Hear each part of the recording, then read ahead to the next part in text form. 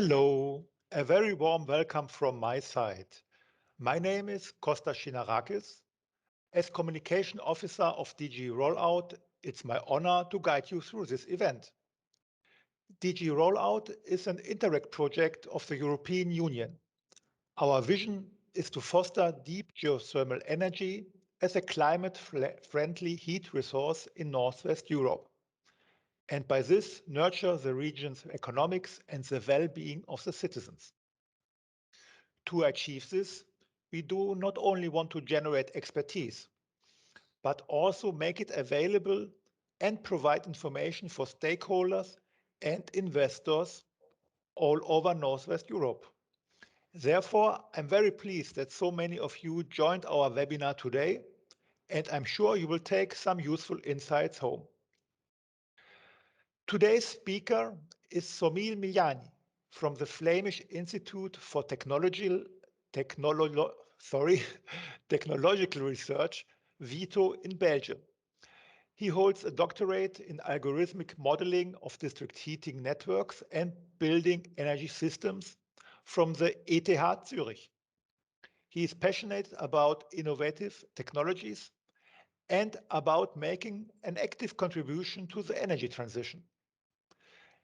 At VITO, he combines his technical know-how, his business acumen, and a customer-oriented approach for one goal: bringing smart control technology for district heating networks to the market, and doing so as a product owner of the district energy controller called Storm. We will learn now some insights about this controller and how to use it. I'm very happy that we have him here today. So, Somil, the floor is yours. Thank you so much, Costa, for that kind introduction.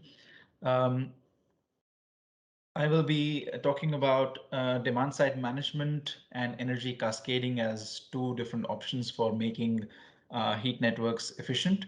I'll be going into more detail in demand side management, and I'll be touching the surface of energy cascading just to give you some ideas and concepts that could be utilized in that domain.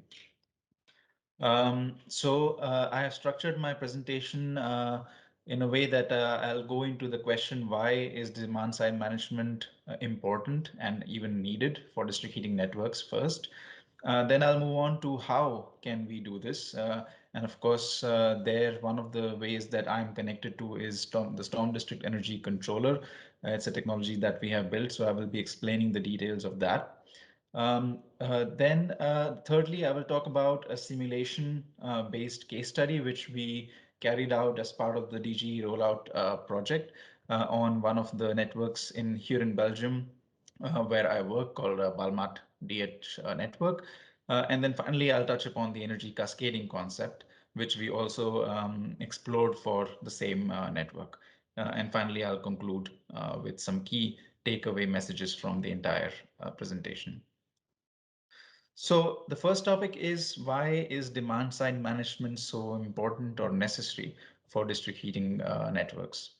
So in order to understand this, the answer to this question, we need to understand that in typical district heating systems, there is a fossil fuel based production unit that covers the peak heat load. And in general, the advantages of such fossil fuel based units are that they can be ramped up very fast or down very fast, making them ideal for this process. Uh, However, the disadvantage is that the marginal costs of heat production and CO2 emissions of such units can be very high. On the other hand, if we look towards the base load, in typical systems that is covered by renewable sources, such as geothermal being the prime example of that, and it could also be biomass, bio oil, or waste, etc. Um, uh, Relatively speaking, these units have lower marginal cost of heat production and associated CO2 emissions. However, the disadvantage is that they are limited capacity, because you want to limit your capital expenditure when you design these systems. Um, so uh, Going further, heat production systems generally follow the demand. So they are also called, in other words, load following. And depending on the difference between the cost of production between the peak and base load units, significant cost savings may be possible by moving the demand from peak times to the off-peak times. So that's one way that you can do demand side management and save some costs on it. Of course, the other way that you can perform demand side management is that you can also reduce the energy demand of from the buildings during these peak times, not shifting but reducing. So peak shaving, let's say you can call it, and this saves you a lot of costs.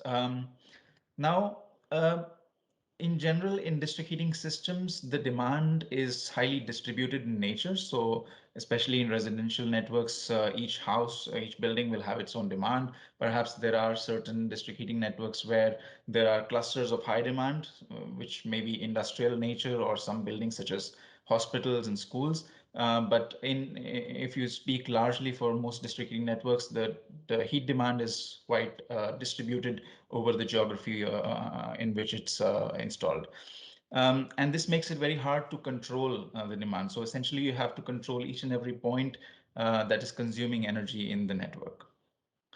This has been difficult to control up until recently, but there have been advances that are made in the fields of artificial intelligence, distributed optimization. There are control algorithms that are available to us today that make it easier to solve this demand side management problem. Of course, in addition to what I just described on the cost side and the technology side, there are other motivations that make demand side management important for network operators. These are, for example, let's say if we take the example of the district heating system with CHPs, which is also selling electricity on the electricity markets. They may want to optimize their revenues based on certain day ahead and intraday electricity market prices. Um, Same goes for systems which have heat pumps.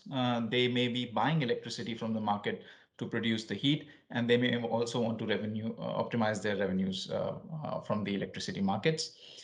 Another motivation could be that the peak boilers that these network operators have installed, they may want to limit the start and stop cycles to extend the lifetime and reduce their maintenance costs. Um, Additional consumers can also be connected without making additional capital investments in infrastructure. Using the same units that you have, you can add more houses, add more buildings to the same network if you manage the demand in a way that allows you to do that. And then finally, there is also the increase in overall renewable energy share in the production mix that can also be achieved via this method, especially when you shave the peak demand off. Given that demand side management is the need of the hour as far as the district heating industry is concerned, how can we actually do it? And there, the technology that I am personally working on is called the Storm District Energy Controller. This is a controller that we developed for exactly this purpose in as part of a Horizon 2020 project, which ran from 2015 and up until 2019. And now we are in the process of making it more commercial and selling it to certain district heating network operators, energy utility companies, and certain solution providers that can help implement this technology on several district heating networks. So before I go on the how part, let me address what exactly is the storm controller. So in one short sentence, it is a machine learning based controller for district heating networks, which achieves operational optimization through active demand side management. And the three main components that it uses is artificial intelligence, distributed optimization, and advanced control algorithms. And as I said, these were all developed at VITO within the Horizon 2020 project. The key idea behind the controller is to use or to exploit the thermal mass of buildings as energy storage to extract thermal flexibility from those buildings. So just to explain this idea further, I'd like to point your attention to this figure, which shows the temperature loss inside a building that occurs after 5 hours of no heating. And you can see the different countries, and you can find the country where you're joining from. For example, in Belgium, in 5 hours, if there was no heating, the indoor temperature will drop by 2.9 degrees. Uh, and for a lot of people, this may feel like a high number, but this is also showing the idea that there can be buildings where the temperature drop inside could be low enough that the residents notice for a short period of time. Because in 5 hours, it only drops by 3 degrees. So what happens for if we, let's say, switch off the heating for 10 minutes or 20 minutes or 30 minutes? Do we notice any change, or how much that changes? This is the key idea which we exploit in this controller. Then finally, the storm controller aggregates the flexibility that we can extract from each individual building to offer services to the network operators, such as peak shaving, and there could be several other services that you can also offer, which I will go into detail later on. But that's the basic idea of the controller. So to explore a little bit more on this concept of how the temperature drops and how by how much, etc., we, based on the experience that we gained in practice, we concluded that if we shut the heating off, if we reduce the heating of a given building by 40 to 50% for a short period of 1 to 3 hours, we still remain in the range of 1/10 of a degree change in indoor temperature. And this is for most occupants imperceivable, or the residents don't even notice that there was a reduction in the heating. Of course, if we had to carry out such a reduction in heating for a longer duration, such as 3 to 5 hours, we can do this by around 20 to 30% without having a perceivable change in the indoor temperature. And for a longer period beyond 5 hours, the reduction that can be achieved is about 10 to 12%. So it is important to note that these numbers are just to give you an idea of what is achievable. Of course, the actual reduction and the actual change in indoor temperature depends on a lot of other factors: the building insulation, the way the occupants use the building and the heating, the local weather conditions, etc., etc. But this gives an overall picture of what we can achieve as far as the flexibility in the thermal mass of the buildings is concerned. So going deeper into the how of it, so essentially the storm controller is a set of algorithms. And of course, these algorithms need a lot of data uh, from the buildings. So what we do is that every building has some sort of a building management system or a heat controller, which works on the principle that the outdoor temperature decides what amount of heating will go into the building.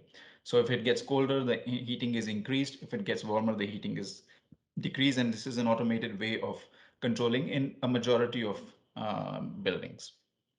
So what we do is we install certain IoT hardware for each one of those buildings, intercepting the outdoor temperature sensor. And the way we control the building is to send mock control signals so that we can actually tell the building that it is warmer than it is actually, so that it reduces the heating for that moment when we are telling this control signal. And of course, the algorithms, the way they generate this control signal is, first of all, they need certain data, especially on the heat consumption of the building. In addition, they need some data on some weather parameters, etc., to calculate such a signal in real time. So this is the whole process of how the controller functions. And if we have enough buildings connected to make a significant impact on the total load of the network, we can perform certain things like peak shaving, as I mentioned earlier, using this process.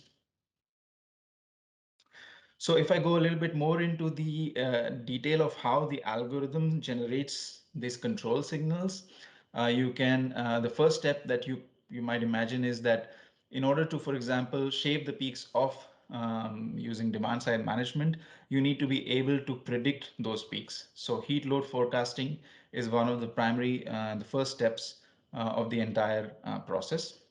Once you know when the peaks are going to occur in the next few hours in the next day, then one can program the a schedule for a day ahead schedule for, let's say, an optimal plan that in an ideal world should be in order to shape the peaks off completely or let's say partially. And that's where the second step comes in. The third step is where the reality has to match with the plan. So of course, in reality, the buildings may behave differently. Your forecast could be wrong. Your weather might change. A lot of things that you have predicted may not match with the real measurements. So there we use a model predictive based control based approach to make sure that in real time the plans that we had made day ahead follow the trajectory, and we can minimize the errors between reality and our predictions. And so this is done on a real-time basis. And based on this process, what the eventual outcome of this whole controller is that we receive control signals for each individual building that is connected to the controller. And these control signals are sent every 15 minutes to perform the demand side management for all the buildings. So that's the entire process of the storm controller. Now, to what end does the controller control is the big question. So I gave the example of peak shaving. Of course, you have all this flexibility in your system that you're able to harness now, and you can employ this flexibility in many different ways. So imagine that a model predictive controller needs an objective to work towards, and that objective is something that we call the use case or the control objective that we can program in the controller. So as I explained, peak shaving is one of the most used and popular ones, but there can be others such as electricity market interaction. So as I gave an example earlier about CHPs and heat pumps, there, um, for example, for a heat pump, you want to move the heat demand to times when the electricity is cheaper, and for a CHP, it's the other way around. So this is something that we can also do with the same controller using the same principles. Then a third example could be cell balancing. This is something that we also tried in one of our previous demo projects, where this is useful, where you have within the same network clusters of heat production and heat consumption. So to give you an example, there was one of the networks where we tried this, had an industrial zone which was producing a lot of waste heat, and this waste heat was being injected into the network. And at the same time, there was another cluster of residential homes which were consuming at the same time. So the controller could move the demand in such a way that the supply and the demand matches perfectly, and the main plant does not have to serve its load as much. So this is the third strategy. There can be multiple other control objectives that can be programmed depending on the use case of the particular customer that we are working with. So let me now go into the simulation study that we made for this within this project for the Balmat district heating network. So to give you an introduction of what this Balmat site looks like, if you look at this figure, you see that there are three different parts to it. One is the geothermal, the deep geothermal plant. Then there is the central heat and power plant, and then there is the district heating system. So in 2015 and 16, VITO drilled this geothermal doublet in Flanders, the Balmat site in Mol. This is also where the VITO's own office buildings and certain residential quarters are situated. And of course, there are also other companies, their office buildings and their buildings that are also situated in this entire neighborhood. And all these buildings are supplied via this geothermal and the central heat and power plant. So here you will see the certain technical characteristics of the geothermal plant. So you see that it's about 3.6 to 3.8 kilometers in depth. There is the supply flow rate that maximally can be circulated is around 150 meter cube per hour. The supply temperature that we are able to extract is around 120 degrees, and the return temperature coming back from the district heating system is around 70 degrees. The maximum thermal output is about 3.5 megawatts. This is in practice. In theory, it's a lot more, but in more recent times, this has been limited because of certain technical difficulties. So the maximum thermal output for now is capped at 3.5 megawatts. There are gas-fired boilers on top that add heat to the geothermal system as peak boilers. So these are based on natural gas. There are about three of them with 7.5 megawatts each. And the temperatures that they operate at are about 90 and 70 degrees return.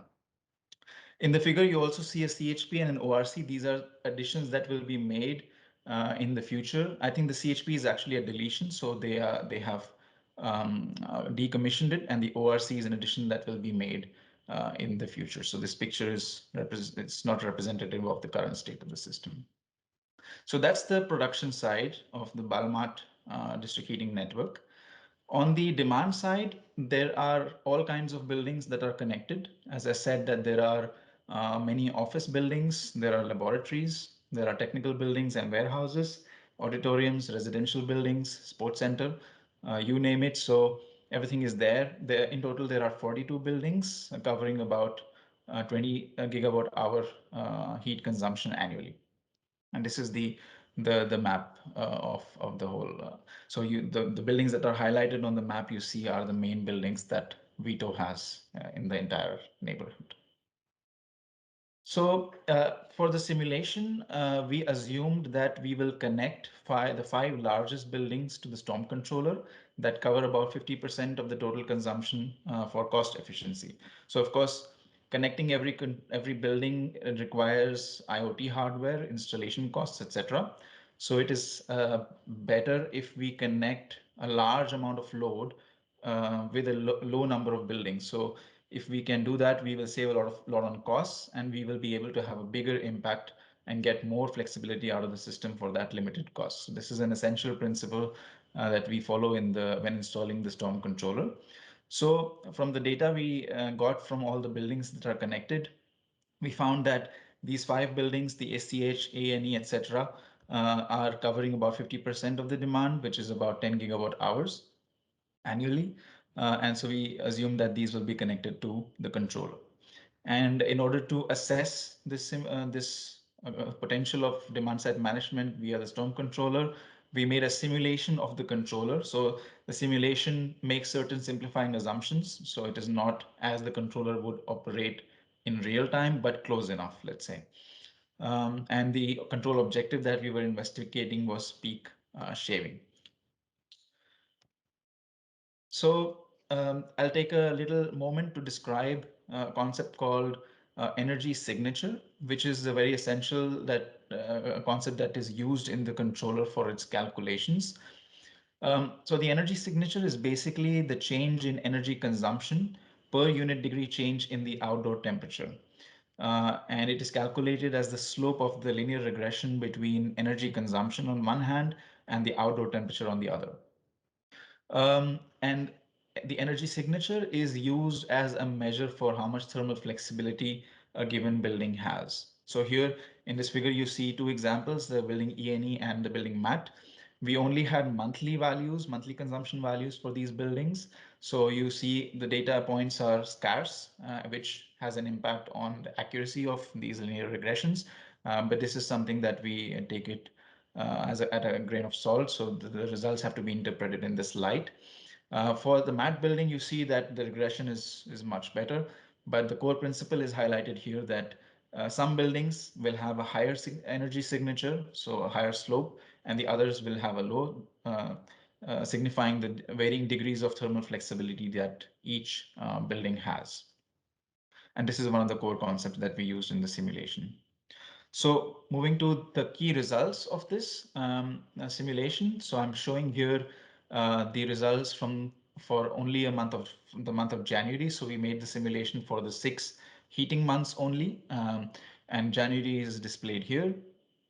What you see on the graph on the top is it is the total grid consumption for the month of January at an hourly resolution, wherein you see in blue the heating curve that is when demand side management is active, and the red one, which is the normal heating curve, the heat load curve.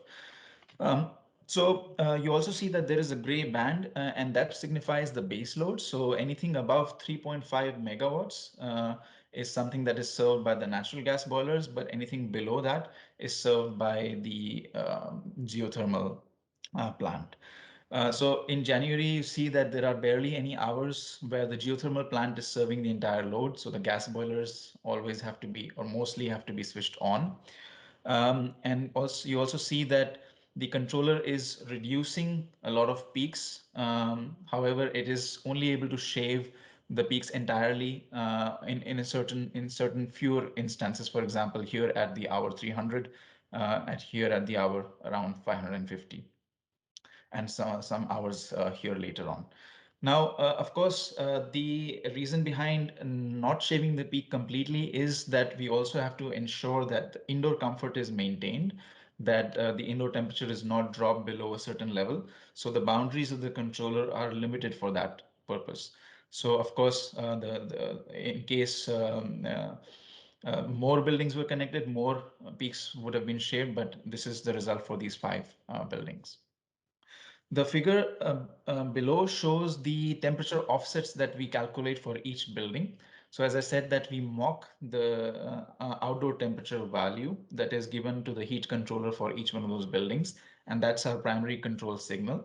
So here you see the hourly evolution of the outdoor temperature as measured in blue, and then these colored lines are the values that are added on top of the outdoor temperature, signifying the control signal. And so whenever there is a control signal, you will see an effect on the heat load that it will reduce the heating demand at that moment. Of course, as I said, that to maintain the indoor comfort, the boundaries of the controller are set in such a way that the control does not go beyond, beyond those comfort values. So if we make an aggregation of all the 6 heating months of how much flexibility we actually harness from the system, this table gives an overview. So for the different heating months combined, the total reduction that can be achieved in the peaks, especially so for the gas boilers, is around 608 megawatt hours. Um, with a conservative price of 30 euros per megawatt hour for the gas, it comes to about 18,000 euros per year. Of course, recently the gas prices have gone up, so depending on which year you're operating in, your profit might vary, or cost savings might vary year per year. But we took a conservative estimate for this study when it was made. So some additional notes on the simulation study. In this study, we did not have data on indoor temperature. So we weren't able to program the simulation in such a way that it has full information about how the indoor comfort changes. So the way we dealt with it is also what we do in practice, is that we limit the boundaries of the controller to a very conservative value, so that we are absolutely sure that the indoor comfort will not change. And that is why you see that the peaks are not completely shaded, but partially. Of course, in both in simulation and practice, if this data is available, then the controller has more precise control over the demand and can perform a lot better. The second point I would like to make is that we did not stop at the simulation. Of course, within the DGE rollout project, that's where we stopped. But in other projects, we have already installed the storm controller and it's operational on this network, but on a different set of VITO-owned buildings. So these buildings are summarized here in the table. So instead of having a 50% access to the demand, we have a much lower access, which is 18%. But we're still trying to understand if we can perform this peak shaving with good results. So the results are still pending for this case. Um, so that was demand side management. Within this project, we also explored for the same network, what are some other opportunities to make it more efficient. So energy cascading is something that came to light, which we only explored on the surface. We did not go much details in, but I will still explain what we found out. So just before I go into details, what exactly is energy cascading? In systems with cascading, energy is transferred to several types of consumers according to their temperature needs, which results in optimal use of total heat generated through reduced heat losses. So in a given area connected to district heating network, there may be different customers which do not need high temperatures. Some may be medium or low temperatures. So this is something that one could explore in order to make use of the total energy generated optimally and also reduce heat losses. Why is this worth looking into? Because we know that we are in a transition from high temperature to low temperature networks, and this idea could be beneficial in that endeavor. Of course, why low temperatures? Because the heat losses for such networks are much lower. You are increasing the overall system efficiency. And there is also now an added advantage that by having low temperatures covered, some of the renewable energy sources which weren't otherwise possible to integrate can be integrated. So this is the concept of energy cascading. We try to explore this concept for the Balmat site. So what we found was that in the Balmat site, there are three main clusters, which we are calling the JRC, Mole, and Boeratang clusters, where there are buildings which can be satisfied with low temperature heat, and there are buildings that need high temperature heat that are connected to the network. So by exploring this energy cascading concept, it may be possible that these three clusters can exchange heat. So by connecting, for example, the return pipe of the high temperature network to these low energy consumers, we can exploit the energy that is coming from the district heating network better and improve the overall system efficiency. So as I said, that this concept was barely explored on the surface. There is a lot of technical analysis that still needs to be done. What are the overall costs of these new investments, new pipes that are to be laid? How much temperature is required at the minimum by these low temperature buildings? Can this be possible? Stuff like this still is under exploration, but that's the basic idea that we try to touch the surface of in this project. So to conclude, I think my 30 minutes are up. So hopefully we have a lot of time after the presentation for questions. But just to conclude on this whole presentation, demand side management solutions can result in significant cost savings and offer several additional advantages more than costs for several district heating network operators. These solutions can exploit energy flexibility in an existing district heating system at relatively low capital costs compared to other flexibility technologies.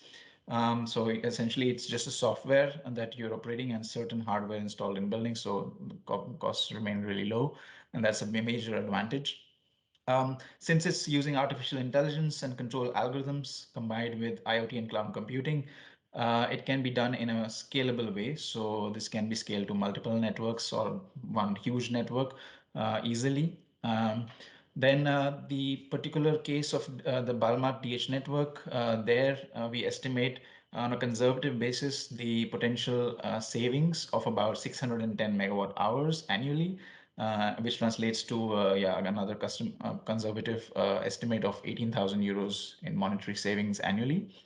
And this potential can be achieved by just connecting the five largest loads, the buildings in the network. Of course, the more you connect, the better, but just by connecting five largest loads, that can be achieved. And finally, on the energy cascading as a concept, I think there is a lot of potential in this concept, and it should be definitely explored further if we were to transition from high temperature networks to low temperature networks in the future. So that was my presentation. I hope it was clear enough, but if it is not, I'm happy to answer any questions that you might have on different slides. So thank you so much for the attention.